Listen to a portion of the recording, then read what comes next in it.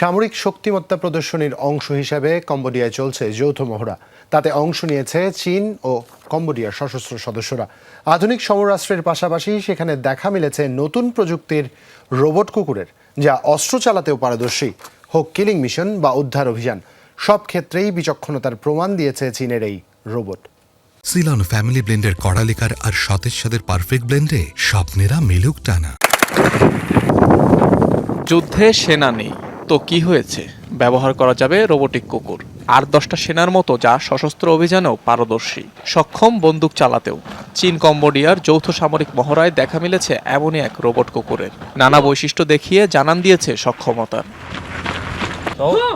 মাত্র 15 কেজির এই রোবট কুকুরটিতে ব্যবহার করা হয়েছে 4th ডিমেনশনের ওয়াইড অ্যাঙ্গেল পারসেপশন সিস্টেম। লাফ দিতে পারে সামনে পেছনে দুদিকেই। শত্রুপক্ষের চোখের আড়াল হয়ে ঝুঁকে যেতে পারে যে কোনো লক্ষ্যে, তাও আবার দ্রুত গতিতে।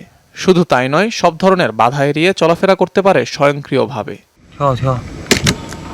মহড়ায় একই প্রযুক্তির চীনা পিপলস লিবারেশন আর্মির আরেকটি কুকুর, যার ওজন 50 কেজিরও বেশি।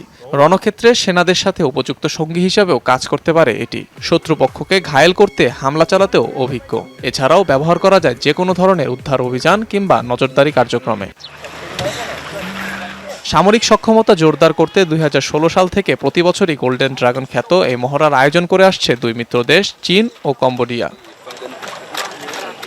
অনিক রহমান, যমুনা নিউজ।